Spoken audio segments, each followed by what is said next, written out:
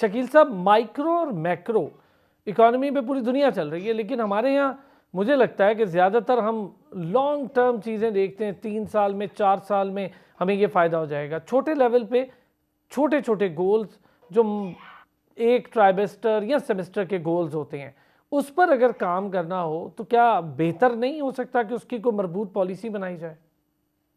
बिल्कुल, आपने ठीक कहा। मगर इससे पहले जो मैंने बात शुरू की थी कि जो प्राइवेटाइजेशन की बात है, जहाँ हमें एसेट बेचने हैं, ये एक मेरे हिसाब से तो बड़ी गलत पॉलिसी है। आज तक किसी मुल्क ने इससे कोई फ़ायदा नहीं उठाया कि जिसने अपने एसेट को, प्रोडक्टिव एसेट्स को बेच दिया हो। पाकिस्तान में भी देख रहे हैं तो वो हमारे एक लेट डॉक्टर परवेज़ ताहर साहब होते थे, उन्होंने एक रिपोर्ट की थी प्राइवेटाइजेशन पे। आप देख लें गुद्दू को जब हमने किया था प्राइवेटाइज, उसका हमारी इकॉनमी पे क्या असर पड़ा, ये पूरी रिपोर्ट आप देख लें। तो आईएमएफ से उम्मीद रखना कि वो आपको रिफॉर्म नहीं लेके आ रहा है, रिफॉर्म नहीं, वो डिक्टेशन लेके आ रहा है अपने हिसाब से। जो आप एफडीआई की बात कर रहे हैं, एफडीआई अच्छी होती है अगर वो कंडीशनलिटीज़ के बगैर हो। अब यही चीज़ थी चाइना की एफडीआई की, उसमें आपको कंडीशनलिटीज़ नहीं भुगतनी पड़ रही थी।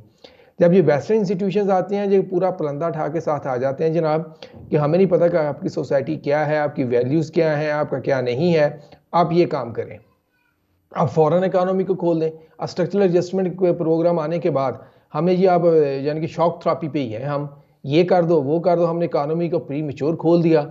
हमने एनर्जी सेक्टर में यानी कि प्री मेच्योर जो था कि हमने, बल्कि उसको क्या कहते हैं, हमने वो पावर पॉलिसी 1994 लेके आए, आईपीपी जिसके थ्रू बनाई, उसने हमारी इकोनॉमी की जड़ें खोखली कर दी।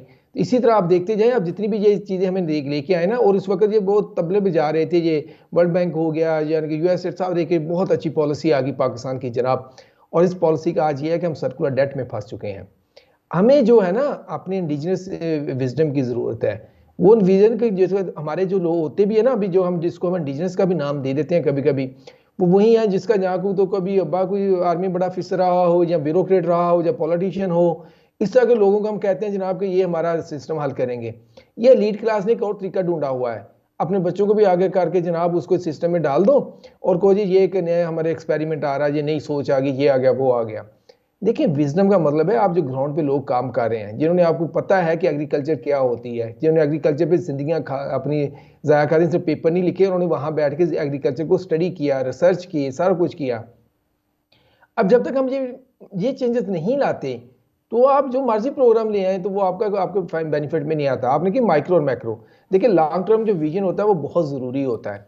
फिर आप उसको छोटे छोटे स्टेप में डिवाइड करते हैं, और हर स्टेप का जो होता है उसके आप गोल्स बनाते हैं, ऑब्जेक्टिव्स बनाते हैं, टारगेट्स बनाते हैं। मैंने कुछ अर्सा पहले मैंने एक पेपर लिखा था कि एजेंडा 2047, कि हमारा 2047 का क्या एजेंडा होना चाहिए कि जो इकोनॉमिक पे चले या सोसाइटी पे चले। तो उसको आप नीचे लेके आते हैं, अगर जरूरत तो ना पढ़ लेना किस दिन। तो वो आपको स्टेप बाय स्टेप चलना पड़ता है। और आपको जो सबसे अहम बात होती है अरसलान, वो आपको हकीकत और सच कम्युनिकेट करना चाहिए, आपको ख्वाब नहीं बेचने चाहिए।